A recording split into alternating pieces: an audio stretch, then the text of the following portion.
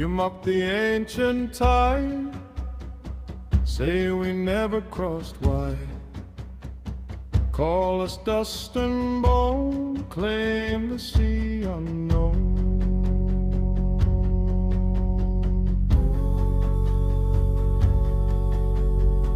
We carved the sky in stone, made the turning stars known. Temples faced the sun, counted what you shunned. You say we could not write, nor measure day from night, but rivers held our signs and mounds are aligned.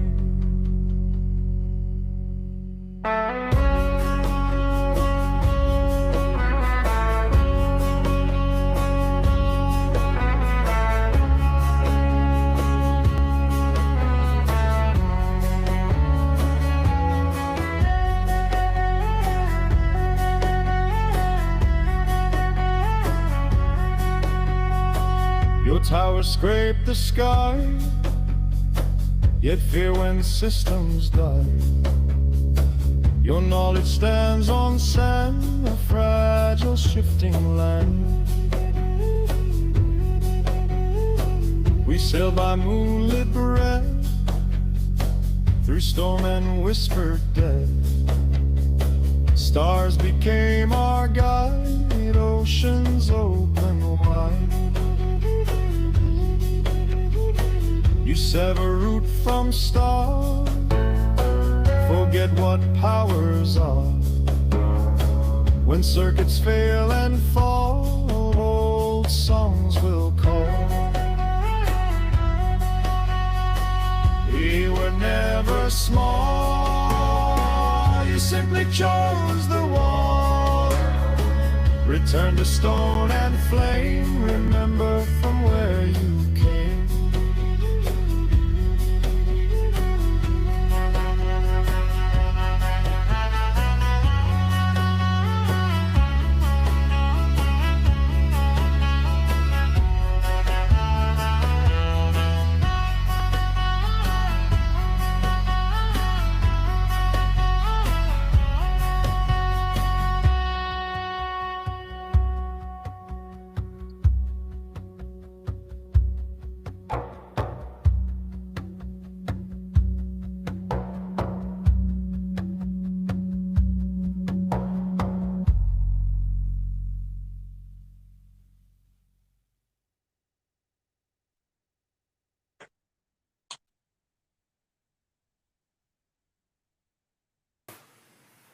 Greetings, Earthlings. There we are, and I was on mute after spending the previous 10 minutes trying to get my microphone to actually frickin' work. Good evening, everybody. It's Saturday instead of Friday. How are we all? We have the usual round table. We've got Rick. We've got Vince.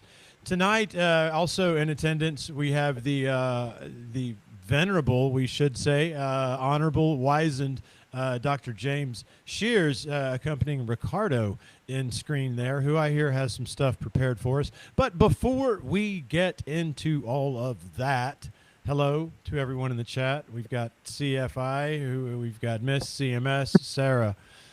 And gentlemen, say hello to the crowd. We'll start with Rick. We'll work up to Vince and end over there with Ricardo. What's going on with everybody? How was your week? And how are you now?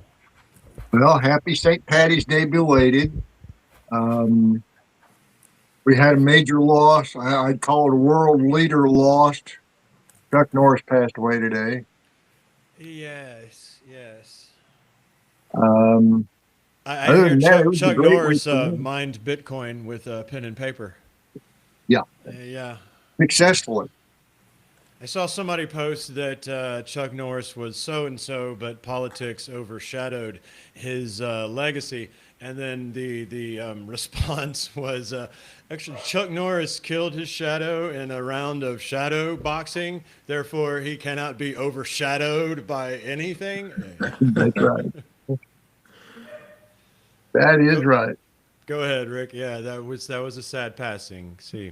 It was. I also had some bad news on a personal friend, but we'll keep that personal. Hmm. Vince, how about you? How was your week?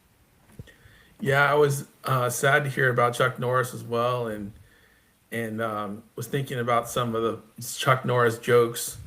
And one of my favorite ones is when he says he touches a tiger and pets it, and it growls, and then the trainer says, "Back away slowly." So the tiger gets away and backs away and runs off. So I heard Chuck Norris told a woman to calm down, and she did. But Making moments. How about the one that Chuck Norris, when he does push-ups, the earth moves. Yeah. there you go. There you go. Humor, and as I'm sure he'd want to be remembered, icons are an interesting thing in and of themselves, but certainly somebody that culturally, we all were quite aware of, and generally got some pleasure, some enjoyment out of, no doubt. And one time I Well, met Chuck I had the Norris. privilege of actually seeing him in person, not personally visiting with him exactly. He was doing a demonstration at McCormick's Place in Chicago back when they had to have 2 or 3 things going on at once to make money for the place. I was in the other side doing a spring sports show, and they had the karate demonstration going on, actually championships going on the other side. I snuck over there because one ticket was good for all of it. So I got to watch him do a demo. He didn't compete, but so got that one under my belt. Nice. Well, And I you're saw him once at a you're honoring distance. him also, I see, with the wardrobe this evening. So you've got the black tank on in memoriam. So Yeah, I love that's it. right. Well, this week I was able to study some more about the Mount Pisgah relics and the Chukchi appearance of some of the features on the relics, and found out that, well, when they were first identified back in 1883, they noticed this Chukchi, or Siberian look that they had in their features. And well, DNA studies in the 1990s have confirmed, like the Anzac 1 child, confirmed Native American ancestry that traces ancient Northeast Siberian Beringian populations back to 15,000 BC, or 15,000 years ago. 15 to 20,000 years ago. The broader heritage says doesn't it, it says the carvings that were found, match this, that were found at Mount Pisgah. So there's a strong point for authenticity purposes. How could they have known that these people had Chukchi ancestry? If they were making these as self portraits, that matches the DNA studies that were not found until 1990. And so that's interesting news. And Seems kind like of- another case of native knowledge or traditions predating modern awareness. Yeah. right, absolutely. This is an ancient thing that they had in common, that found that matches scientific studies today. So it's really interesting to hear the connection to 15 to 20,000 years ago. Well, that was the time some of the mastodons and mammoths were roaming the land, and ice age animals walking around. So it's amazing. It matches their portraits and the modern genomes or DNA studies from today.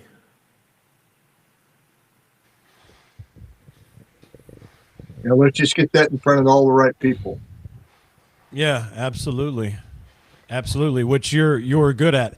Thanks for the update, Vince. And before we hop over for the quick hello and update, Ricardo, I figure we're going to let Mr. James Shear go first with what he has to present. We don't want to be rude with either the hour or the time. So I will go ahead and say that I've had a good week too. I've been out in the outside some more. I've got some exploration going. I've got a couple of new theories working. I hope to present to you guys, if not tonight, sometime soon. Wouldn't listen to us. Now we can hear you. There you go. I was speaking. I said, no one cares about us. No one here was speaking here, and no one cares. So I was muted. Yeah. Before no, we yeah. go to our guest that very much honors us with his presence, I wanted to know if you already got the email with the images. I sent you 2 separate emails. And while you do that, I was going to ask Rick to tell us a little bit about Lost America, and then I have also a question for Vincent. Well, I was in the middle of talking about my week, but you just go Oh, right sorry. ahead and I'll I'm do what you sorry. want, boss. Go ahead, Jason. Hang on, I've already closed Windows now. I don't know which way to respond. No, I've got, look, I made an interesting, I think I put 2 and 2 or 3 together and somehow came out with a number that makes sense in my head anyway, about this crescent mound that I had found. I've been calling it crescent, but I noticed that when I looked at the map of the impact crater here in Wetumpka, that it not only is it the exact same sort of, call it what do you want, shape, but it is also oriented correctly, including the way they ran the creek next to it, the way the Coosa runs next to the crater. So that's led me off in an interesting research direction, and I've been busy out in the field the past few days starting that video series. That was the end of it. That, and I'm excited to be back around the table with you guys and ready to see if I have that email so we can hear what it is Mr. James Shears wants to put to us. You have 2 Okay, emails. so my Hold on a turn. second now. Yes, your turn. Yeah, Oh, Lost America, which, by the way, in one of the videos I'm going to put out, I quoted today some facts I learned from you and, who is it, Chris? And the gentleman you were with in North Alabama, I forget his name, when you were touring the Indian Walls. I actually regurgitated knowledge I learned from you guys in that series today. There's your plug. Thank you. So Lost America is our, I'll call it television series, streaming video series that will also be available on DVD, maybe other media. And I say we, mostly Chris, is overseeing the finishing edit on 11 and bringing up 12 and beginning the layout of 13. So we're going to have a full season available on Patreon pretty soon, and be in 3 tiers with different capabilities and accessibilities within each tier. And I won't say it's complicated. It's not. It's just way too complicated for me to talk about in 2 minutes. So there we go. So, but it's Lost America at Patreon, and the people still have some free episodes they can watch? Not right now, but No? Okay. Well, if you didn't saw it, it's time to subscribe to Lost America. And I know I did. And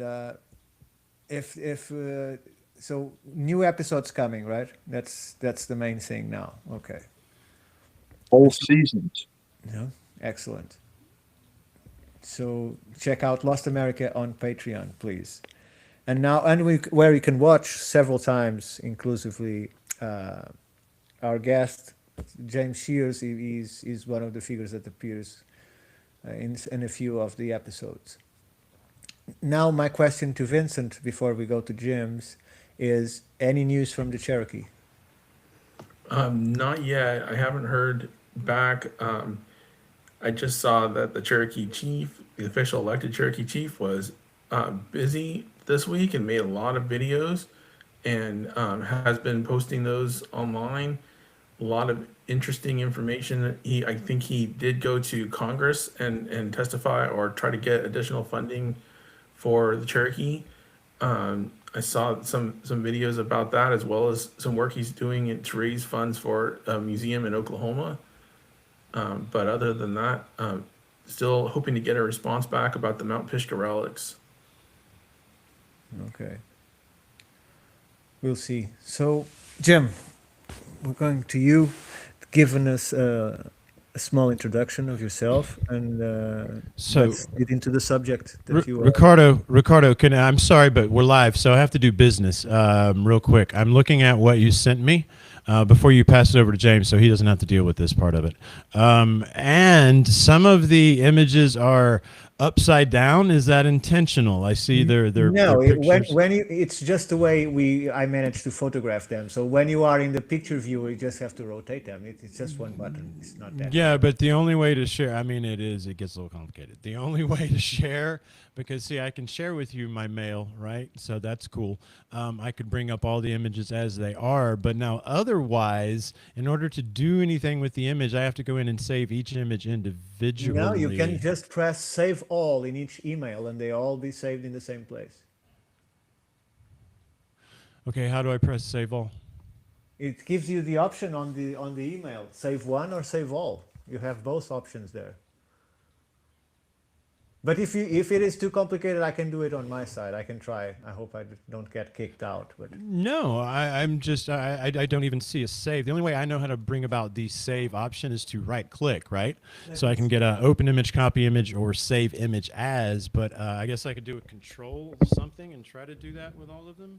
Does anybody know? It gives that option normally. Let me just get out of full screen.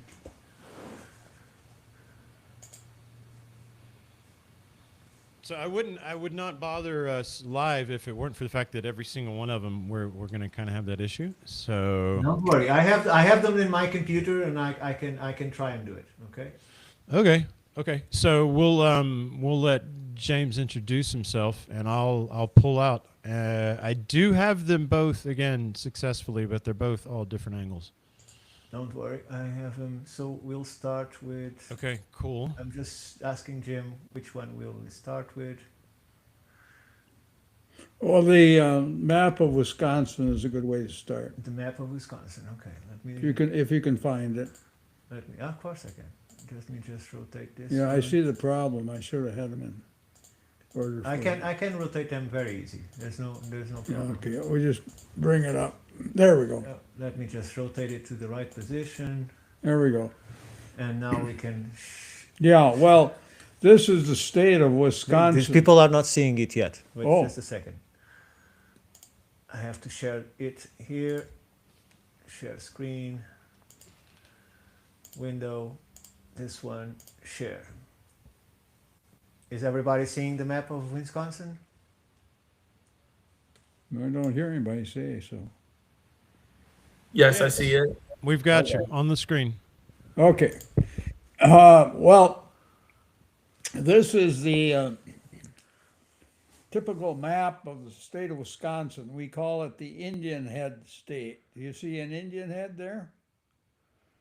With a nose off to the left and heads cut off at the south with the border with Illinois, and he's got a feather on his back. Well, anyway, we live in sort of the central area. Why don't you put the cursor right about there in Wisconsin, and in what they call the effigy mound region of southern Wisconsin. That's called that because the Indians from about time of Christ until 1300 built mounds in the shape of animals or effigies, which are unique in the world. And there were estimated up to 1 million of them, and there's only about 1% left. But there are some still left, and we'll see a few pictures of those that are left. They're sort of like hieroglyphic writings, and in the 1800s, an early surveyor talked to an old Indian who guided him through the area before this was a state, and was talking about the mounds. And he said, the guy's name was Dakota, and there is a book on Dakota if you wanted to dig it out of the rare book libraries. And he said that the effigy mounds were a writing system on the ground, like a white man writes on a piece of paper, and that the old educated Indian could read Yes. the mysteries encoded in the mound groups, like a white man reads history or a book. And in there, we found things like calendar sites. You can set your calendar essentially in all these mound groups, solar calendar, by either the equinox, the solstices, or the cross quarter days, which we honor as Halloween, Groundhog's Day, May Day, and then the Lammas Day that they still preserve in England. Well, these are built here as well. And as soon as old Dakuta was dead, Pigeon, who was a surveyor, he got his shovel out and started digging in the mounds, hoping to find treasure in those mounds. And that's been going on to this day. Almost all the mounds have been looted without any thought to the real treasure, which is what they're saying on the land and its relationship to the sky. And that's what we want to look at.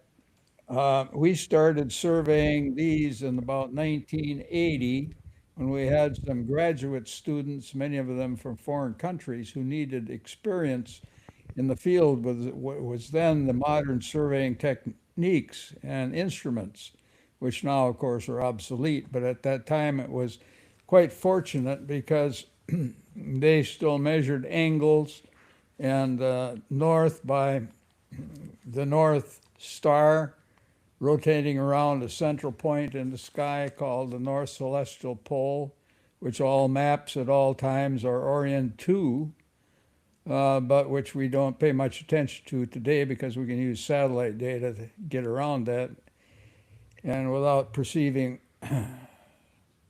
the earth above us or the sky, or earth below us or the sky above us.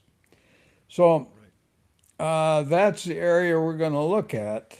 And there are probably 100 different sites that haven't been destroyed in that area that have the geometry that can be deciphered if you know what you're doing. But part of the language is basic geometry, and quite frankly, we'll find sacred geometry as was described in the old country.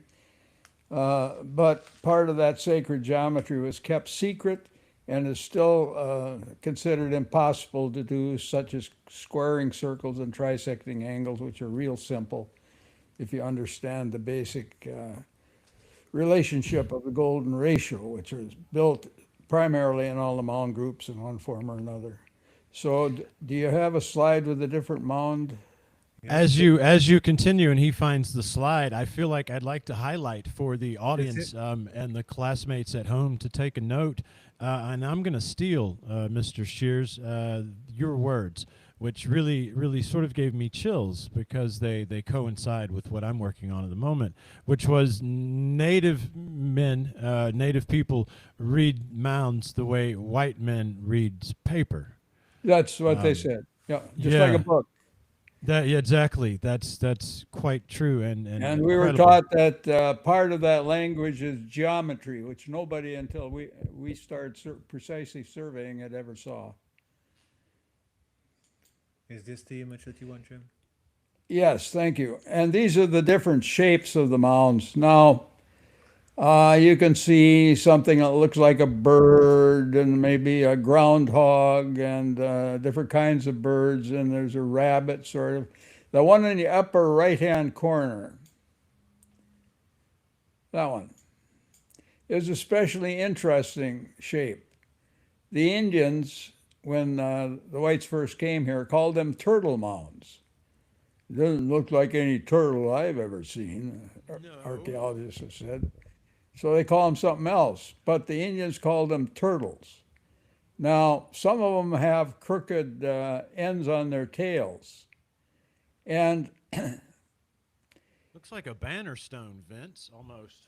well, yeah, this particular shape is quite significant because people from Peru still make instruments, stringed instruments out of turtle shells and a stem. And in India, the sitar is like that. And the musical scales, where the full length of a string, it can be tuned to a particular note you want. And then you put your finger in the middle, halfway between the two supports on the end of the string, and you've got the octave. And then 2/3 of the distance is the fifth, or the most pleasing note in the octave. And from that, then all of the musical scales were developed. And they're still used in their old fashioned, they call them spirals of fifths, in India and in places like Korea and places like that. And So we have the shape of like a proto instrument, sir. It seems, right? Just yes, for it's our like a lute. audience, It's made like a lute. made traditionally out of tortoise shell, and therefore the natives were referring to this mound as a tortoise mound. Are we following? Exactly. And in Peru, they still call these instruments turtles. And if you check the records in Greece as well, when they were coming back with copper, the sailors liked to pick up turtle shells as getting special money. They would come back and sell them to the temples, and the people would make musical instruments out of it. And in Greece as well, early lutes were called turtles. And we see in the mounds that the geometry in creating the frets were taught in ancient Greek schools, but today they teach them in music departments, different than in geometry. But many of our surveying units are directly related to the ratio of units in musical scales, and so that's part of the whole system in this geometry that we would not expect, and most people can't even conceive of how it could be, but it's there. That'll do. Let's go to any questions on these? These are the different shapes. And these are put together like hieroglyphs on a writing in different ways, and geometry is part of the language and how it relates to the earth and the sky above. Well, I see several different effigies there, Vince. I'm going to let you go, but what I do want to clarify for our audience that what we're looking at and what he's describing are mounds. So mounds of earth, right, that would have from above appeared to have been these outlines that you see. Vince, what do you see?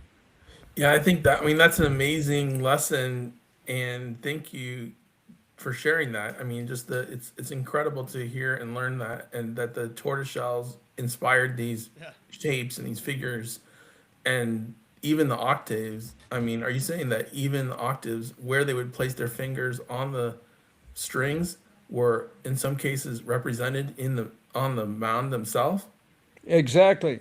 There's one mound in up by Milwaukee in the swamp that has this turtle mound, and this one has a curled end on the tail, I believe. But along the stem, there are 5 other smaller mounds, like saying here, here, here. Well, all of those mounds are part of what we call the pentatonic scale, if you had a fret there. And the pentatonic scale is a type of music that modern jazz musicians like to use, and it was brought into the West by a guy called Dvorak from Hungary. And of course, by the 1800s, we had our own set of musical scales defined by the mathematics of the Greek scholar Pythagoras, and that's in the piano and our modern symphonies and so on. But the older system was just the fifths, spiral of fifths. And Dvorak came here and toured in Wisconsin and over into Iowa, and was so impressed by the Native American Blackfeet who were still there and hadn't been moved out, that he stayed with them one summer and studied their musical scales, and then started his own music in Hungary, and it's now known around the world as the Dvorak fifth musicals, and it's kind of an eerie type of music. America Spring, for example, is one of the musical pieces that you can get that he put together. That was inspired by not people in Europe, not the mathematicians from the Greeks, but from the Native American Indians who once lived in this Effigy Mound region. Wow, that that's really amazing, and it's incredible. The one thing I'd like to add is ocarina shells. I have a carved cowrie shell that is an ocarina, and it's from the south point of Texas, near Galveston, Texas. It was excavated back in the 80s from a shell midden, and when they found it, it had holes drilled through this cowrie shell and fingering. I mean, these were like multiple octave holes for fingering and using the holes in the cowrie as an ocarina. And so the history of music that the natives had, this was an archaic midden. So they were using this back around 5000 BC time frame as well. And So you had a literal ocarina of time, did you not? Talking about flutes and ocarinas, the finger spacing used today is the same as the crane leg bone flutes that were used 35,000 years ago. Exactly. Music goes way, way back, way, way, way back. And in Europe, we've replaced it all by the Pythagorean music system. But what we've got here is pre-Pythagorean. There's no Pythagorean common. It relates to what you'd find still in India, where they understand this music. Jason, I just want to ask you, because I'm not be able to see it, if there is any questions from the audience in the chat, please be just keep an eye on that. So see we if there's asked for, we had someone ask for the spelling of Mr. Shear's name, which I did. And yeah, I'm with it. This chat needs to go on for hours. It will change your life. Good evening, everyone, from Monica you are too low. Escobar. You are too low. That's better. I'm having difficulty reading the speaker's name. Yeah, we handled that one. This guy's knowledge would end all academic disciplines. Yeah, so we've got some compliments rolling in. Hey, all from Amy. Rock and roll. Yeah, okay. We're so caught up. Which image shall we put in now? I Well, wanted to add. that's fine. Let's go through them one after the other. You got to flip that one over. Flip that one. Okay. Okay. Well, There's many more. Just keep in mind we have many more. It doesn't matter. Okay, there. Let's stop. Let's flip okay. that over. Let's just put this There. correct. Okay. Now notice a modern violin, cello, even bass. That on the end of the stem you've got a spiral. What in the world's that for? What's that for? And two spiral instead of just openings for the sound? Okay. I think those ancient people are trying to tell us something. And if you unroll a conch shell geometrically and put where each roll or horn would be, it would be approximately like the frets on a musical instrument. Not perfect, because you'd have to modify a little bit, but that's telling us something. Next one. Okay, let's move on. Oh, there we go. This one. Yeah, that's good. Let's flip it over. Yeah. Not one perfect. Okay, this is one of the mounds was outside of Wisconsin, down in Ohio, called the Snake Mound down there. And this was the full map before it got bastardized and broke up. But that's about, I don't know, real long, quarter-mile long. It was about 2 to 5 feet tall, mostly earth, but some rocks. But notice the spiral at the end of the tail. And we'll see more of that in the geometry in Wisconsin. Old Dakota said this represents the Snake people going north. He didn't say to the copper mines, but that would make sense. Following the Turtles who had already gone there. And the area of lakes, Great Lakes around Mackinac and so on, comes from an old native word that says Mackinac or something like that, which means resting place of the black turtle. And in the Mexican Mixtex codices, I was pointed out images of black men in armor mining yellow metal in somewhere in the far north they call Crooked Mountain. I think that's the copper mines at Lake Superior. So we Rip could them out. say that that turtle, just to make sure my notes and the audience is with us here, we could say that turtle is sort of analogous for foreigner or other. I'm going to bypass that because I don't know, but it's very, very important. Okay. Each group of people have a totem that they hang their hat on. The snake, of course, represents the Toltecas under Quetzalcoatl and the snake priests and so forth. But old Ralph Red Fox, a Cheyenne elder who came to Wisconsin when he found we were studying these mounds, he wanted to come and help. And he said, the old turtle is very, very important. That is traced down to the Delaware today, who are the Turtle Clan and so on. And the old turtles had boats.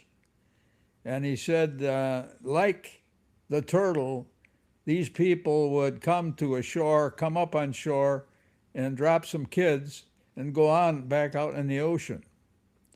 And he said, a lot of our cities and cultures and so on are related to the roots of the old turtle, but they were a people who came out of the sea and went back to the sea. That makes sense to me. You know, I'm connecting, I guess, that mound that we're calling native, that was the instrument that they called turtle. If that was something that came, let's just call it from afar. I don't know, whatever term is least offensive, I guess. Well, the picture of the Mixtex codices of the turtle men in the mines in armor, they're black. And it's clear that they were people from who didn't originate here but came in to trade. And that's part of the story. When you get north of the Effigy Mound region up to the mining country of Lake Superior, there are stories that people would come from across the Eastern Sea and the Western Sea every summer. And there were certain mound groups they met at. The summer solstice seems to be a common time when they met to negotiate for trade. And back before around 1200 BC, it would have been possible for people in boats to come across the Atlantic right up the up the river from the Atlantic into the Great Lakes and back again without portaging. And then from 3200 BC that turned off, but the travel would have been still up the Mississippi River through what's now the Chicago Ship Canal and through those rivers right into Lake Nipissing, which was one great lake for all the Great Lakes, right to the copper mines and back again without portaging. And we have at some sites petroglyphs of clear boats like a Norse boat, but much, much older because of the shorelines back around 3000 BC with a square sail. So people were coming in boats. It's in the literature and it's in the mounds. Jim, one question because people might make some confusion. This isn't the Serpent Mound that everybody knows in Ohio. It is. Oh, it is the same. Because you said it was somehow destroyed or vandalized? Well, there are certain things like you can see a plume there. I don't think you'll still see the plume, but It was Oh, mapped. this plume Yeah. here. Right. There was also a standing stone on that egg, Yeah. and it was knocked over and knocked completely off the bluff. It's in the valley below now. It's about And 14 and feet tall. it doesn't face north, right? I mean, because it faces towards the setting sun on. Oh gosh, I blanked on. what Well, it there is. are other Well- mounds there, and other than our work, nobody else pays much attention to them. But there's 2 or 3 other big mounds in the area, and from here The, you the get snake does face north, Jason. what's that? The snake does face north. Yeah, Okay, it's thank going you. upriver, and that's what the Kuda said. The snake went upriver, following the turtles.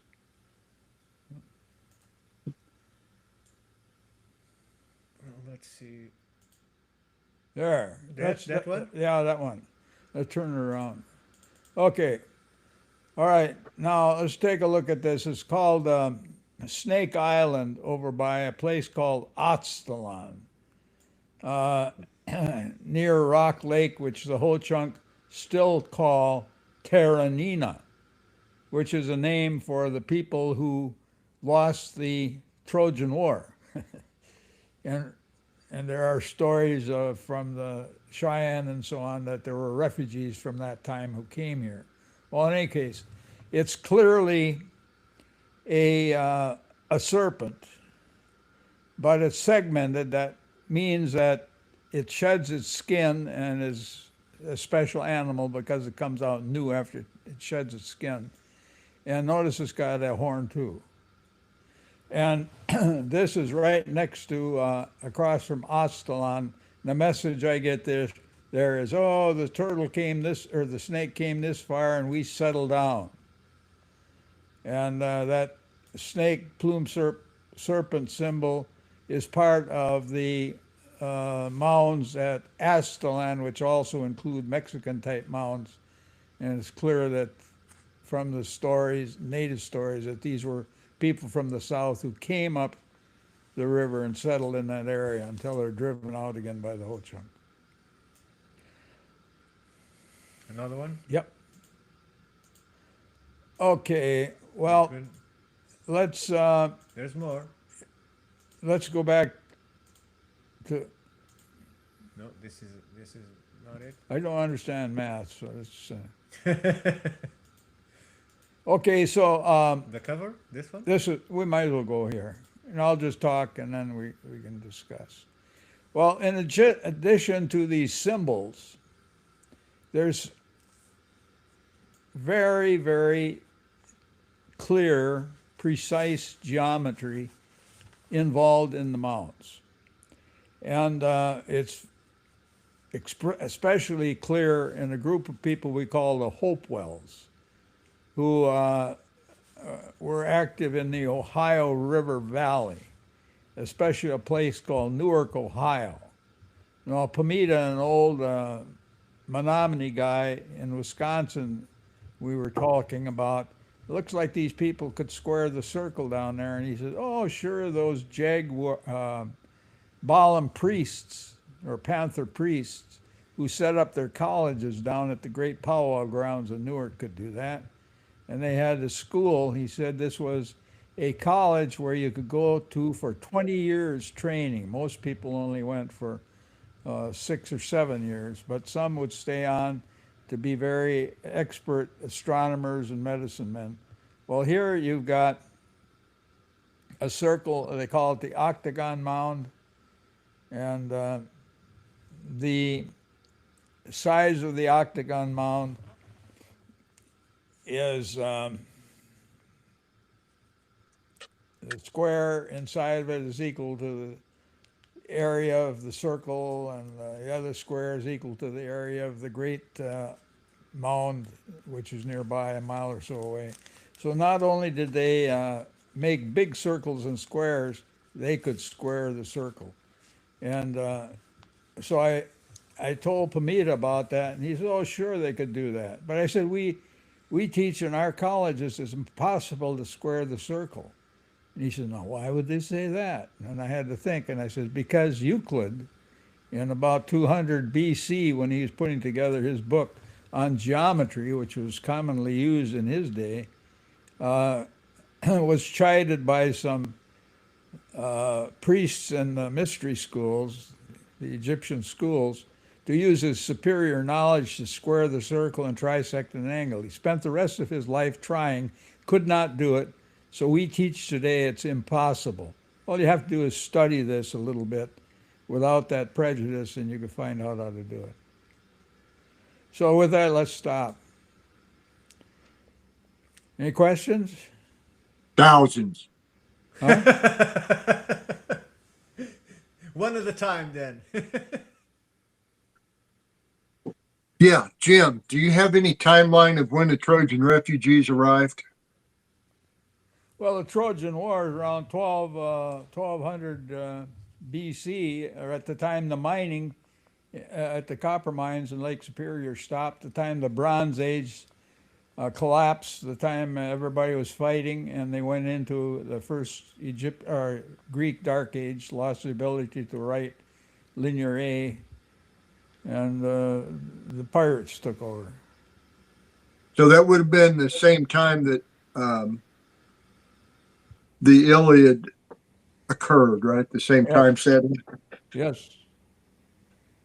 I think you'll probably recall a guy who spoke at AAPS, oh man, 15 years ago, give or take, who wove the tale of Jason and the Argonauts into Lake Superior.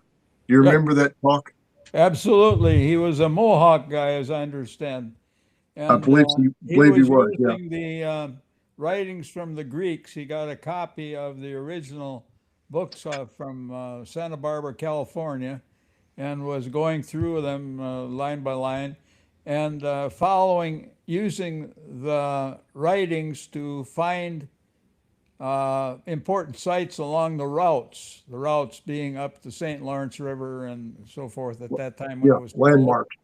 Yep, absolutely. Yes, Jason and the Argonauts. And then you've got others. So you are in another podcast, Jason? Yeah. I've actually, There's another one too where I go after a golden fleece, and another one where I've got to wear this fucking mask because my mom drowned me in a lake, and I come out on the day that they killed the Templars, and I demand pizza or I slice you. It's complicated being a Jason, man. It really is. And there are parrot jokes all about it. Yeah. But the guy made a very compelling case about how the Iliad was basically describing the Great Lakes and Lake Superior in particular. Exactly. He said it was a verbal map put in song, and everybody else thinks it's a trail to the underworld. And Jason, and there's another, it's really an opera put on about the guy who went to the underworld and came back, and they think it's going to hell and coming back. He's just traveling down here to this side of the world and going back. Yeah. And this guy was a Mohawk, and he took it seriously, and he was using those ancient Greek stories to find important sites along that water route of the St. Lawrence. Yes. And he had a name for Lake Michigan, and I think he got down into Wisconsin area too. Yeah, the iron mine, or iron country, I would call it. Now that's just cool as all things can be. So we're saying that the Iliad, is that correct, or one of these great Greek writings was in fact a literal map for potentially what could have been a secret society or an underground. It was literally a narrative describing what we would draw as a map. Yeah. It would have been hidden from the commoners, but encoded in there, just like in the mounds themselves. Most of the geometry is kind of hidden. But yeah, this guy from the Mohawk, he had a traveling job, and he would look for sites along the St. Lawrence River into Lake Superior. And he said, yeah, he could read this stuff, and it was all a map. But keep in mind that 1200 AD, about the time the mining was upset and everything went to hell in the Bronze Age, there was a big war, and the Thracians, people from Thrace, in well-decked Thracian ships, came as pirates and destroyed Greek town after town after town, and they lost the ability to write. And so the history then goes into poetic form. And Homer was one of the bards that kept it alive, the stories alive, and went on for, his stories went on for generations until finally it was put back to writing around 700 AD. But you're talking about 500 years of dark ages where the stories were only preserved verbally from that period of time. And that was from the end of this obvious time of coming to the New World for copper until they learned to write again. Do you recognize what Vincent is sharing? Yeah, let's see. What's the group? Is that at Effigy Mound National Park? Yes. Yeah, right. I was wondering if these are related to the pentatonic scale that you were mentioning with the frets and the circles representing the fingering on the musical scale. I'm familiar with the Mound Group since they were already surveyed and it's part of the National Effigy Mound Monument. It should be in Wisconsin, but it's in Iowa. We lost our most of our mounds without preserving them. I have not studied the geometry. Now, let's see, who has? There's a head psychiatrist, used to be at the Mendota Mental Health Hospital in Madison, who's written a book on several sites, and one of his sites are down there at this, in this area. But no, I have not studied the geometry of these in detail. Okay. But yeah, this is from It's a Ted good question, Vince. Yeah, I mean, I can see what you're asking there. That's really good. Yeah, these are from Ted Soshka. So he shared this with me, and it has some really good information. Could maybe just kind of go through and look. He talked about the millions of earthen mounds, and today, less than 1%. Like you mentioned, it's really a tragedy that all these mounds have disappeared or been destroyed, and just the Ho-Chunk. Well, it says here these are ancestral to the Ho-Chunk and related tribes, and mound clusters. He's saying 5%, but I think you're right. Less than 1% remain, and all these mounds were just excavated and torn apart, and unfortunately, a lot of them were just lost due to that kind of treatment. And he has some interesting pictures about the area, the conical mound. This is Nicholas Mound. It's the largest conical mound in Wisconsin. Is the Nicholas Mound near Trempealeau? Trempealeau, yeah, I'm familiar with it. Yep. Okay. Yep. There's a summer solstice sunset calendar, right, associated with it. Wow. So should we go to? Well, let's see if there are any other questions that we can. Okay. Well, I wanted to say there's a interesting information in here about aqua effigies or intaglio mounds as well, and wanted to ask if you had surveyed any of the intaglio mounds. Yes, I've surveyed at least two. There's a famous one in Fort Atkinson, and if you go there in the spring, right after the snow is melted, you can see it very nicely because it fills up with water. And it's in the shape of sort of a panther, and they call it the underwater panther. Yes, they're here too. And why some are intaglio and the others are upward, I have no idea why.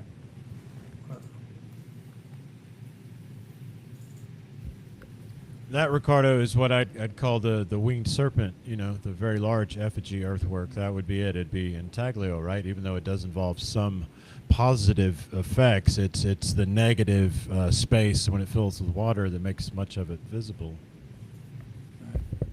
Well, let's just take another one and we'll see what comes up. I don't know. I don't know anything about computers. Don't worry, I'll take us there. Just You're in steady hands. Steady hands. sometimes it takes a little bit longer, but we'll get there. Share screen, window, doesn't want, but I'll go. No, I can't go. Here, I'll stop sharing. Stop. Okay, Oh, maybe it's because of that. Okay, thank you. there we go. Screen.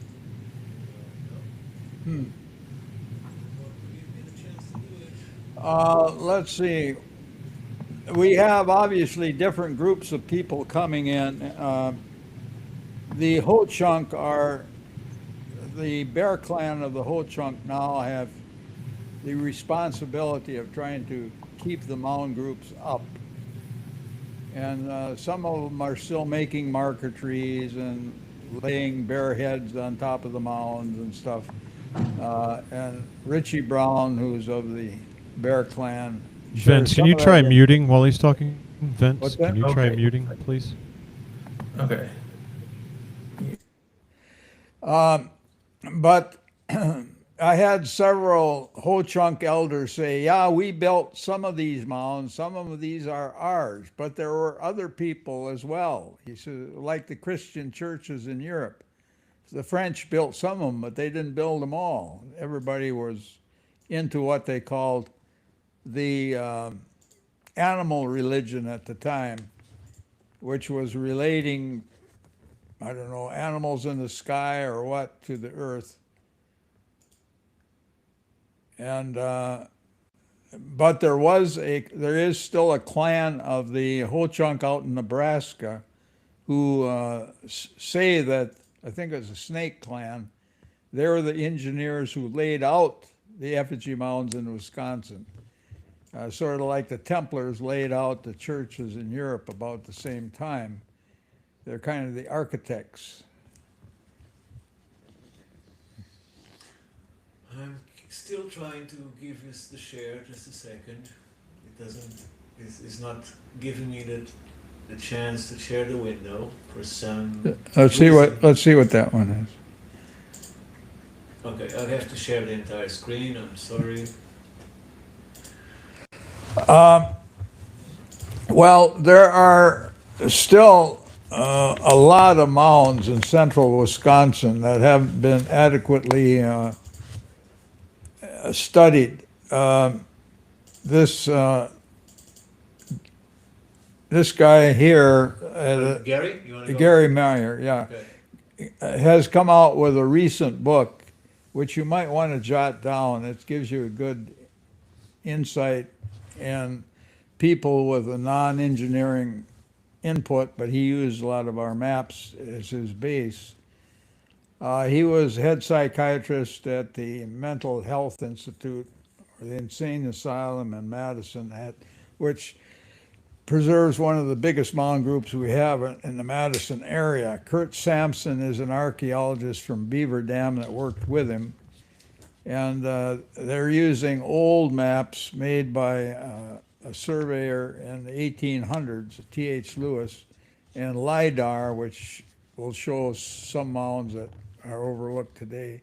That's a good map. It's a good book. Let's see what comes up next. There. That's in his book. You see those big birds?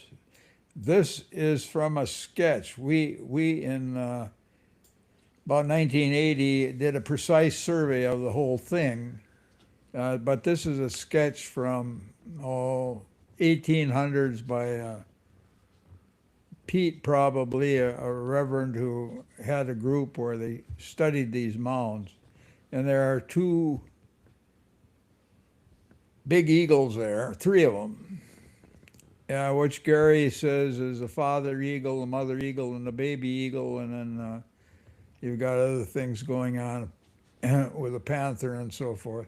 You've got the solstice alignments here. You've got the golden ratio, which he doesn't show on this one. But until you have precise surveys.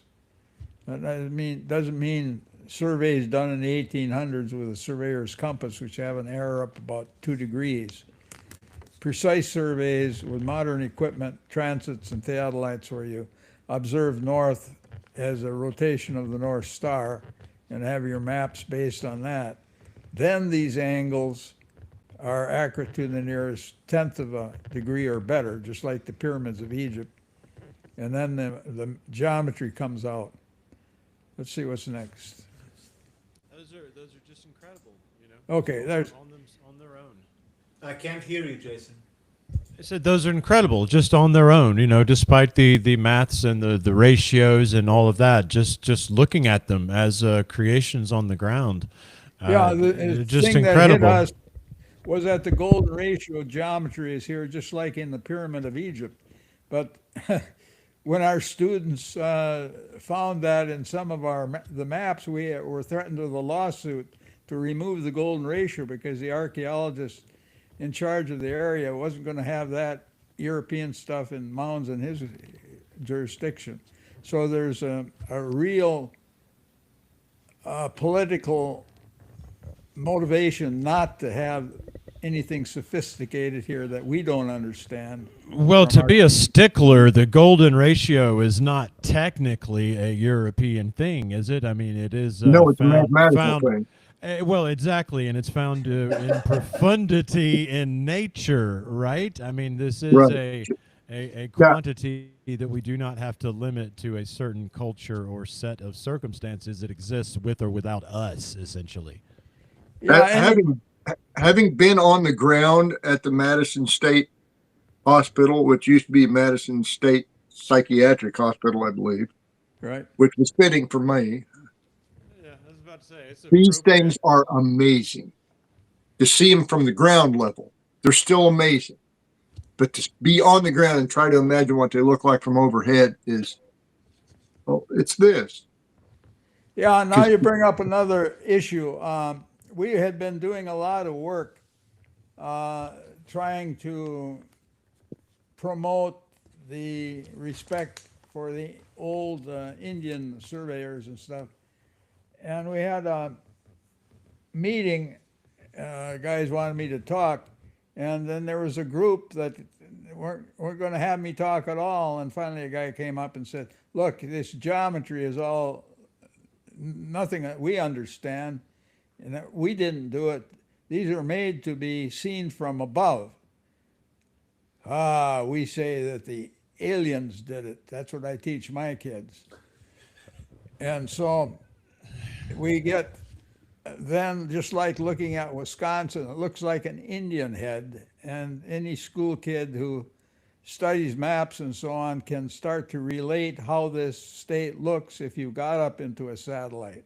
It doesn't mean that just because somebody else long ago could recognize patterns on the earth, right, that they had to go to space to see it, because you can build that up in your mind, and that's what mapping is all about. That's precisely it, and that's right where my mind goes when you're talking about these things, is that, you know, with this mound I found that seems to represent this crater, I mean, that's what you're seeing, is you're seeing a map, right? You're seeing something done in earth rather than with paper. Second thing that takes my mind to, James, is it speaks to what I would call, there was definitely another word they would use, but you might call shamanic abilities. You easily could say conscious abilities, right? And one might know the term, they call it like shamanic journeying. Well, what they're speaking about is taking your conscious non-local, not residing stuck right here where it typically is, right?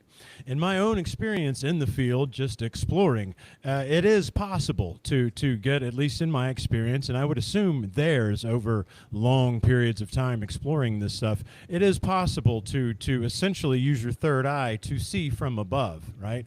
And that seems to me was a very easy tool for me to stumble across in my explorations through these things in the woods, as it were. I would imagine that these people that sitting there, they did not need a satellite, right? They did not need an alien ship in order to, however they were lying these things out geometrically, but also to envision them and, in fact, quite literally using their consciousness to see them from above, I think is well within and probably something they were celebrating with some of these things. I agree. That's part of the mental capacity to visualize something bigger than you can see with your eye. And that's a key to all mapping, as far as I'm concerned. Nonetheless, they also needed a Jason. Dude, I mean, we all are, right? But especially these people, I tried to put myself as much as life allowed in the situation they would have been in. You know, I'd go out by the creek and I had nothing but the fire and my freaking curiosity, you know, and once in a while a mushroom if I picked it and it was in season, you know, just trying to hone in, you know, barefoot, right, on what it was they were experiencing. That's all, you know, so it just comes from that and part and parcel with that. And I did that in a handful of years, right, after life falls apart and the whole shamanic calling thing, you know, erupts, right? What would these people have done if they were a child brought up, right, with this awareness? If then their grandchild was brought up with that awareness plus the awareness they developed, you know? That's all I mean. And these people would have been just like me. They would have been out there without cell phones and without anything else. And they would have been looking into the fire and letting their consciousness be triggered and seeing what was in there and hearing what then begins to speak. You know? This one? Yeah. Okay, this is one of the details on Gary Meyer's map. On the left is a big mound, which we call a marker mound. You can see it across the lake. Tallest mound at the site. And in there, there's a cross-section of a rock altar of some kind. That's key to the geometry, not only of this site, but another site that you could see across the lake, and also a part of a alignment that goes further and further north, all the way to the Lake Superior. So that encoded in there, if you had the information, you could get long-range alignments to other sites. But notice here, from this big mound, there's a true east-west line where the sun would have, well, let's say, risen today on the equinox. And that's key to what he was trying to decipher as the message out of the group. Here you've got that's supposedly a deer mound. Earlier sketches of that before they cut the horns off was clearly a deer mound. It's different in shape than a bear mound. Well, the deer mound is upside down, and he says this is a symbol, and this was surveyed a long time ago. It's still there, but not all there. But it's walking along that east-west line. As he took it to be, okay, this is where the new year starts, and so forth and so on. So this is the kind of symbolism that these different animals and geometry is obviously a part of it. Does it Can be point seen. where he's going to also as a movement of the It's going people of the clan, or- directly east. So whatever's directly east from this site is where it's going. Jim, what's Yeah. the latitude there? What's that? What is the latitude there? It's about 42 and a half. And the latitude is important too. And it's very important that Newark and so on and so on. Most people think that, well, they didn't know how to get latitude. Baloney. The latitude of these sites are encoded. It's encoded as an angle in this site and most of the other sites as well. And it's clear from some of the old sites, pictures of old sites that were still active in the early 1900s, that they use a system of getting true north, just like we have proposed, which may be one of these sketches.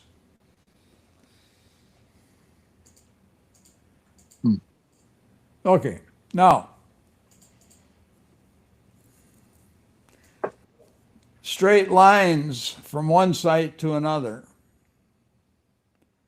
are common. We call them straight line alignments. And they go all the way. One we followed from the Bighorn Medicine Wheel in Wyoming to help out this old Cheyenne elder who was trying to find a site in Michigan. He couldn't find it, but he said its location is encoded in the Bighorn Medicine Wheel. So we surveyed it for him, and we essentially went across about 80 different topo maps until we found a site in northern Michigan in the copper country. That's a straight line alignment. But some of these alignments, very special ones, are not circles but spirals. And a spiral is what we use today in not so much highways, but certainly in railroads. If you're going around a curve, you got to have the curve banked, or the train's going to want to tip over. And you're going straight if it's banked, it wants to tip over. So you got to transition in. These people were using spirals, and we've got 4 or 5 of these that we can trace for miles across the land. And this is amazing because Archimedes, in about 600 AD, maybe something like that, BC, said the golden ratio spiral is the most sophisticated geometry figure you can make. And they were making them along with the music. And these are also musically related. Let's go to the next one. See, there we are. Okay. All right. You all recognize that, right? Conch shell, queen conch shells at Spiral, Oklahoma are common, and they were used for ceremonial purposes, and they made pictures with them, and some of them made musical instruments out of them and so forth. And if you unwrap that baby, then you have the golden ratio spiral. And we have them in some of our sites here. Well, we don't have conch shells in lakes around Madison, so they were brought in. And the golden ratio is there, but we won't take time to look at it. Well, no, that's still an excellent, and I'm about to sneeze, excellent example of what we were saying earlier, is that the golden ratio, this is something that anyone who's studying or paying attention to nature, and with finding these at all the mound sites, it's obvious they were paying attention to Yeah, these but conch if you're shells. not told about the golden ratio, other than the fact that that was part of that nasty stuff that the Druids had, the witches were involved with, and those Masons who now use the golden ratio to make the 5-sided pentagram, which is a symbol of the devil, it's going to be offensive to you. But I say the best way to figure out that the golden ratio is all around you is to line up a bunch of people against the wall and get a measuring stick and measure have them put their finger where the navel is and measure down to the floor and up to the top of their heads, and that cuts the height by the golden ratio. So everybody's got it in them, and I don't see why it's going to be the sign of the devil. No, not at all. I like you, subscribe to the fact, and why I mentioned it in being in nature earlier, is that you see it as almost sort of an atom, or what's the word I'm looking for, like the smallest, chemical, where you can sort of zoom in and see the creator, right? You can see this pattern repeating in the creation all over the place. Yeah. So, and any other use or inversion of that is, inverted. If you want to move people away from the knowledge, what is more effective than in highly fervorous Catholic cultures to say that is a symbol of the devil? No one goes and look at it because people are afraid to look at it, right? Because it's the symbol of the devil. So in that way, you keep the knowledge to yourself by just naming it something that people will fear. Well, that or calling this right here heathen, the conch shells, right? Oh, that's just, some sort of heathen primitive work, right? Instead of realizing that they were human beings who had the exact same brain capacity we had, except probably a lot cleaner, a lot purer, and a lot more connected, right? Because it didn't have the poison. And they were studying these things for long periods of time, right? Yeah, exactly. The Hindus and also people in Mexico revered the conch shell. Shiva danced with the conch shell to show how the world is created and destroyed. And a certain god in Mexico did the same thing. So that's the golden ratio, which is in the population growth. If we have a chart of world population, we're right on the golden ratio curve, and the ancients knew it too. Okay, what's that one? Another golden ratio, huh? This is the angles of the pyramid. I don't know if you want Yeah, to move to another one. okay, This one? that's good. Talking about the golden ratio, we had students from Egypt, Lebanon, old Baghdad, Iraq, Babylon. And so when we were looking at these mounds, they were finding this geometry in the mounds, and they understood it. Yeah, 51.8, this makes a golden ratio, blah, blah, blah. In other words, a sloping side of the Great Pyramid divided by half the base is 1.6118. And that's in the mounds. It's in the mounds. And can you explain what's the significance of 1.61?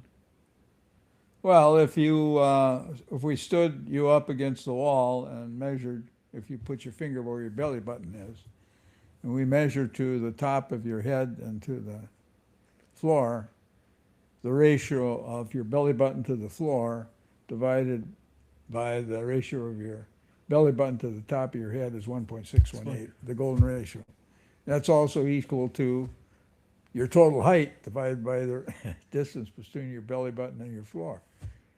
It's 1.618. It's a golden ratio, and nature likes to use it. And these people obviously understood it, and what we're finding when it's in the music, it's more compatible to what the people in India were using at that time rather than what the Greeks were using.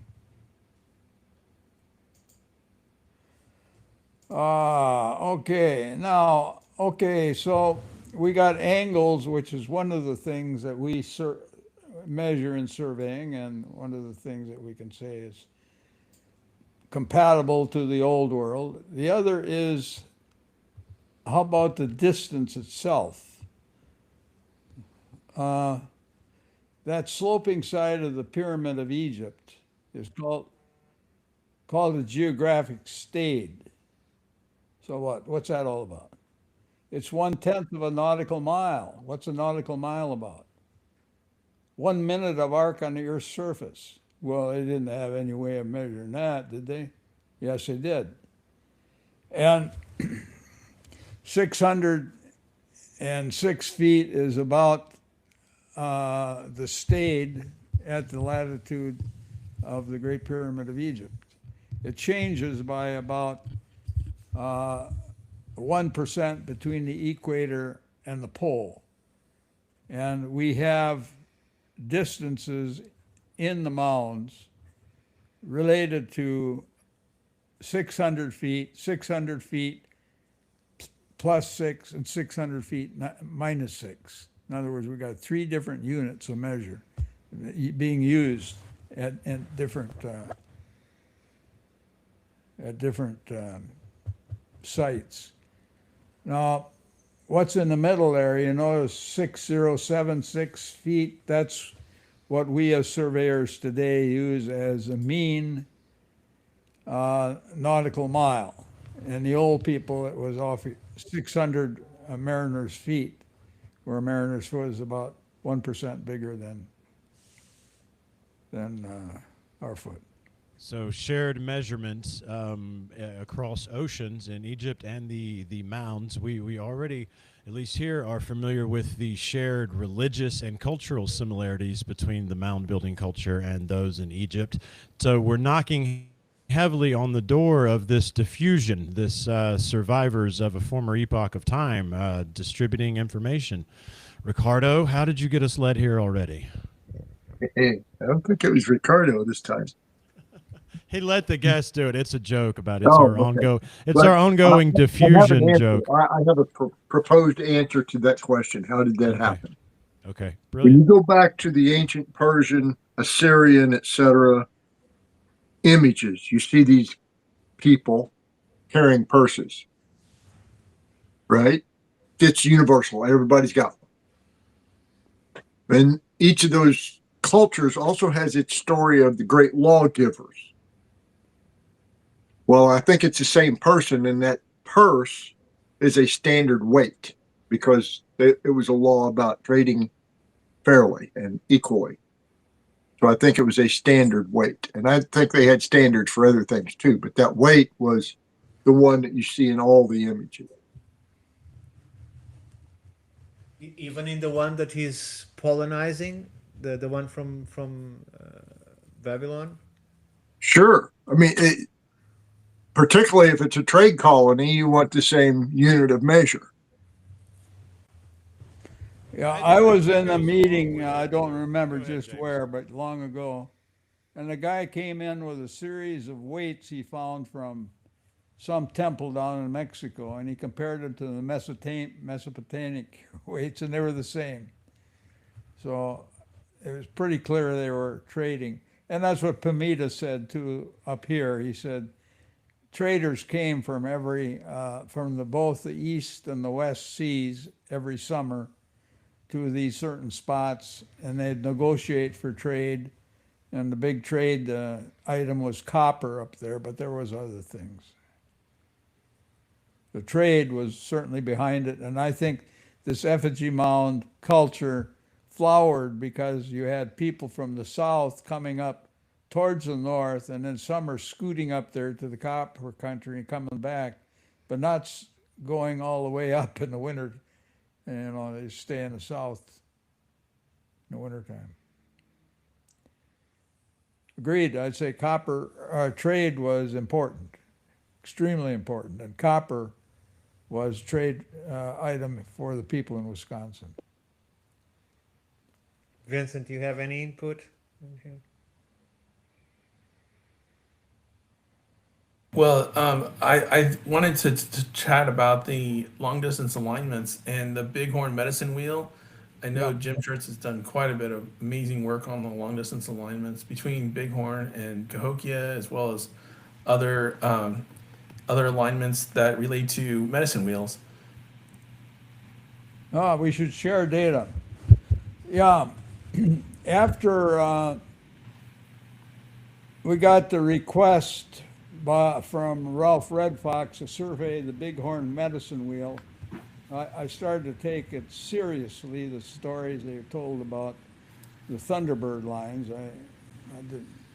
I didn't doubt that they had these lines, but never thought I'd be able to understand, how they did it. But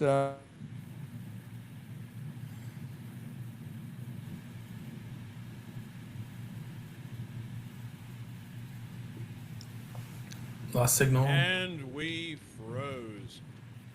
Of course, Froze. it's the minute I try to sneak in a candied pecan. Hopefully they'll come back. I'm sure they'll be right back as soon as they realize that they've got some tech issues. But yeah, the tools for surveying, we were looking at things like mica mirrors, the reflections. I know Rick's done an amazing. There they are. Okay, there. He's back. Good. Oh, maybe. Maybe. What? What is going on? There you are. Hey, we lost you for a second. We lost you for a moment, dude. Oh, For about the past minute, maybe minute and a half. you lost me for a minute and a half? Yeah. Yeah, we were wanting to talk about sharing data in the Thunderbird lines. And I was wanting to eat my candied pecans, but I was having to fill in for you. Oh, okay. So you'll have to repeat what you said. 'Cause okay, we worked out the simple mathematics or geometry that would work to solve Ralph Red Fox's puzzle of how to trace a line encoded in the Bighorn medicine wheel for a site in the UP up by Marquette, Michigan. We didn't know exactly where it was. He said it was east of the Mississippi. Well, we found it for him. It was within 2 miles of the site he was looking for, and it was a high point, and you could see it from many miles away. Well, I said, well, that's very interesting, but we need to do some other checking. So I had a friend who was surveying Teotihuacan down in Mexico, this big city from what, Vincent, what are the dates in Teotihuacan? Time of Christ to what, 600, something like that? Yes, I think you're right.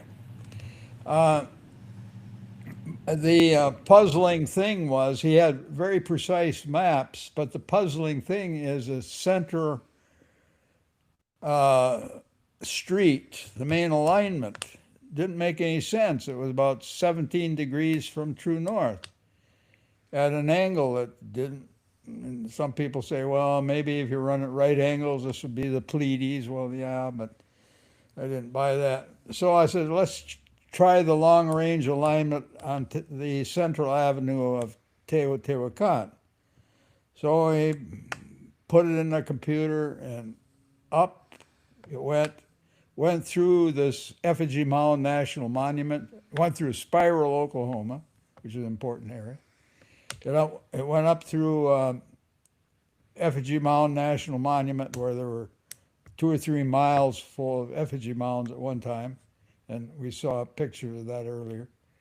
And then it goes further, Porcupine Mountains, where you've got Hopewell or Adena type mounds up there. It doesn't belong there.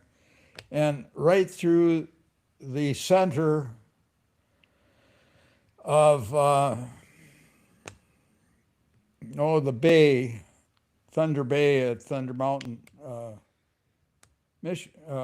Minnesota, where ships have to, or even canoes have to base if they're going to go to Beaver Island or to Isle Royale.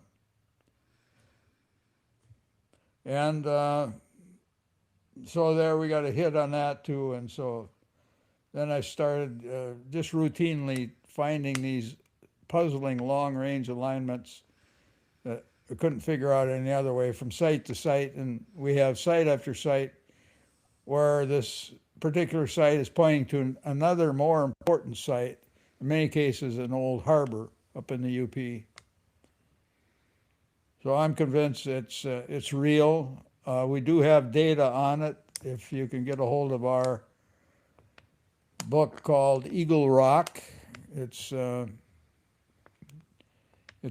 this site Ralph was looking for. It's kind of hard to get a hold of, but it should be online, but it's not. We can't get people to. Well, it will. It will be. It will. And these alignments are found on a curvature using the golden ratio, the ones you were just describing, like with Teotihuacan and whatnot. No, the simple thing is, Ralph was saying how the ancient people would follow these lines. He said once the line was encoded at a site, then the young man who wanted to go there and get a wife or something like that would go out there and sit and watch the sunrise day after day after day and find some star that rose right over that line. Now, it'll be different from day to day, but where it rises is a function where it doesn't change. That's a true north azimuth.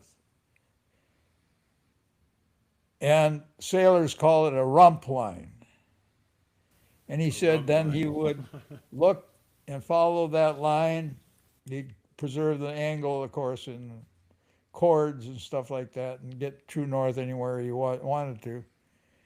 He would follow that line to the distant horizon, get up there, take another sighting, and keep going day after day after day, and he'd get to the point. Well, a rump line is what the sailors in the old days, in the days of the Phoenicians and so on, wanted to sail by, and still in the Pacific, I think, do still. It's very simple. It's a true direction on the surface of the earth.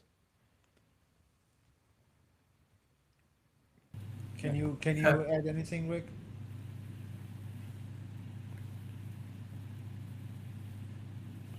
Rick, Ricardo said, can you add anything to what we're talking about here?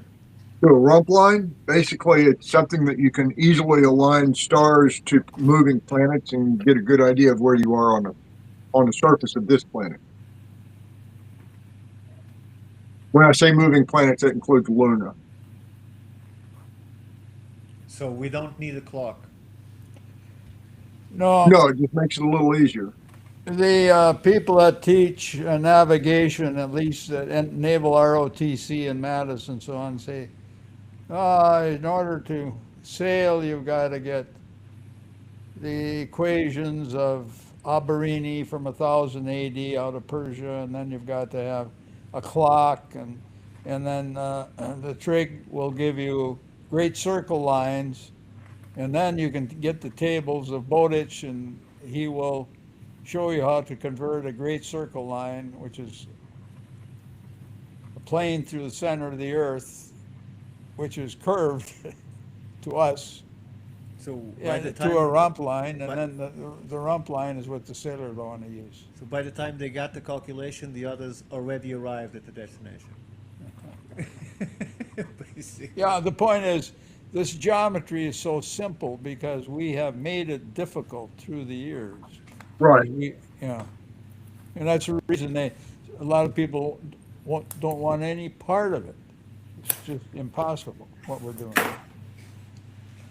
Yeah, those people could not possibly have been that sophisticated to understand how to do this without advanced mathematics. It's like, go talk to a sailor.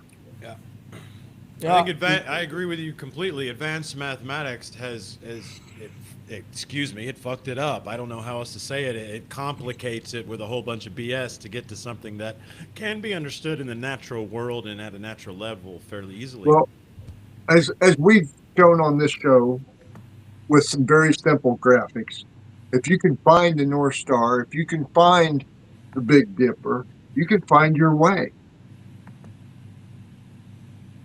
It's not that complicated. yeah, it's just a matter of how accurate you want to be. If you want to get within Yeah. a couple miles, then you got to have a precise. And even Bowditch, even if You you wanna- study Bowditch, he says that, okay, you've got the chronometer, you've got all the stuff you need. You've got your instruments, you've got your almanac, you can find your way to within, 1/100th of a degree. But without all that stuff, and with just a chain and an almanac, you can get within 1/4 of a degree. That's about 15 miles, no matter where you are on the planet. And I think the objective It's of beautiful, these people, yeah, beautiful analogy. Go ahead, Ricardo. the objective of these people while exploring is not a precise location, but to get to the other shore, and then you can go north or south through the shore, and you can get to where. Yeah, that's where your charts come in, because you don't use charts on the ocean. It doesn't work. There's nothing to guide you chart wise on the ocean. You have to have astronomical celestial navigation. What we're looking at here. This is Bighorn Medicine Wheel. I just wanted to bring this up and show what it looks like from the aerial photo as well as from the ground. It's the Bighorn wheel. Yes, Yeah. and just it's amazing to see the alignment all the way to Cahokia Mounds. I think you measured was equal to the equinox, or no, the solstice, right? The solstice's alignment with Cahokia. That solstice angle. He's asking if the solstice is aligned to Cahokia. Maybe.